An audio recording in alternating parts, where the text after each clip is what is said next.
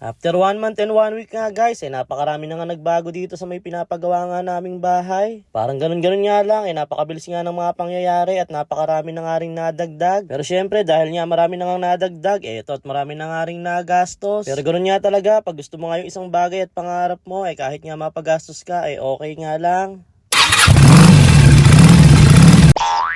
Last week nga, eto nga yung itsura nga ng bahay na pinapagawa nga namin, nabalangkasan na nga at kumpleto na nga rin lahat nga ng mga asinta. Ang bilis nga ng mga pangyayari dahil last week nga ganito pa nga lang yung itsura niya. Nakakatuwa nga lang kahit na nga araw nga lang yung gawa dito, talaga naman napakabilis nga ng pagkakagawa. Kaya nga laking pasalamat ko nga rin sa mga nakuha nga naming manggagawa na kahit araw nga lang, talagang hindi nga sila nag-aaksaya ng oras at talagang masasabi mo nga masisipag at mababait nga sila. Sana nga sa lahat nga rin na nagpapagawa ng bahay, ganito ito nga rin yung mga makuha yung mga manggagawa. Ito nga yung mga naging ganap nga nung nakaraang linggo. Nagtambak nga kami dito sa may garahe at nagpalatada na nga rin sila dito sa may harapan. At dito nga nagsidatingan na nga yung mga in-order nga naming buhangin at saka yung in-order ko nga mga yero. Sabay-sabay na nga silang nagsidatingan. At dito nga unti-unti na nga rin nilang tinatapos yung pinapalatadahan nila dito sa may gawing harapan ng bahay. Ito nga lahat nga ng mga in-order ko nga gagamitin nga sa may yero. Isang bilihan na nga ng lahat yan. Pina-estimate nga namin sa kanila at pinasukatan. Sila na nga bahalang magdala nga ng lahat ng kailangan nyo tungkol sa yero. Dito nga inabutan pa nga kami ng ulan. Kaya nga at medyo nahirapan nga silang gumawa. Lalo na nga't nasa part na nga sila ng pagpapalatada. Talaga naman napakahirap nga pagka umuulan. Pero natapos na nga rin nila tong palatadahan nga yung gawing harapan. Kahit na nga umuulan talagang tinapos na nga nila. Sayang nga din kasi kung hindi nga nila tatapusin nga yung isang araw o bubuuin. Sayang nga rin yung sasahurin. Pero kung talagang malakas nga yung ulan at talagang mahirap nga gumawa hindi ko naman nga sila pipilitin. Ganun naman kasi talaga pag nga nagpapagawa ka ng bahay kailangan mo nga rin makisama sa mga gumagawa ng bahay mo. Kaya nga lahat silang mga kasama ko dito talaga naman tinuturing ko talagang mga kaibigan. Masarap na mahirap pala pag nagpapagawa ka ng bahay pero mas nangingibabaw nga yung masarap. Lalo at nakikita mo nga unti-unti na nga natatapos yung pinapagawa mong bahay talaga naman napakasarap nga sa pakiramdam. Yung asawa ko nga kahit hindi ko kasama dito talaga naman napakasaya pag nakikita nga niya na unti-unti na natatapos yung aming pinapangarap na bahay. Kahit nga hindi nga kami sigurado kung kaya nga namin matapos to okay nga lang yon dahil marami pa naman panahon para matapos nga ito. Ang importante at mahalaga naumpisahan na nga at nakatayo na. Kaysa nga mapunta nga sa ibang mga bagay nga yung pera namin dito na nga namin nilagay para nga eto at nakatayo na at hindi na nga maiaalis pa. Fast forward nga guys, eto nga at nailagay na nga nila lahat nga ng mga bubong kaya nga talagang napakalamig na nga dito nga sa may loob at hindi na nga rin sila mahihirapan gumawa dito sa may loob dahil malamig na nga at hindi na nga sila maiinitan. Sa ngayon nga nasa labas pa nga lang sila nagpapalatada at after nga nila sa labas dito na nga sila sa loob. At pag dito na nga sila sa loob nagpalatada hindi na nga sila mahihirapan dahil malamig na. Inumpisahan na nga rin nilang palatadahan nga yung gilid nga ng bahay. At talaga naman masasabi ko nga na napakabilis nga nilang gumawa. Kaya nga rin nakakatuwa. Bali tatlo nga guys lahat nga na nagpapalatada. Kaya nga medyo mabilis nga yung gawa nila dahil tatlo nga sila. At yung dalawa nga naman yung naghahalo nga ng simento para nga sa ipapalatada. Dito nga guys natuyo na nga yung pinalatadahan nga nila dito sa may harapan ng bahay. At nalagyan na nga rin nila ng spandrel nga yung mga part nga ng yero. At nagsimula na nga rin silang gawin nga yung balangkas nga dito para sa may garahe. Isang linggo nga lang guys yung lumipas nga at napakarami na nga nagbago. At unti-unti na nga nakikita nga yung itsura nga ng bahay. At hanggang dito na nga muna guys at kita-kita nga tayo sa mga susunod ko pang video at sana nga matapos namin tong bahay na to na pinapangarap nga naming mag-asawa.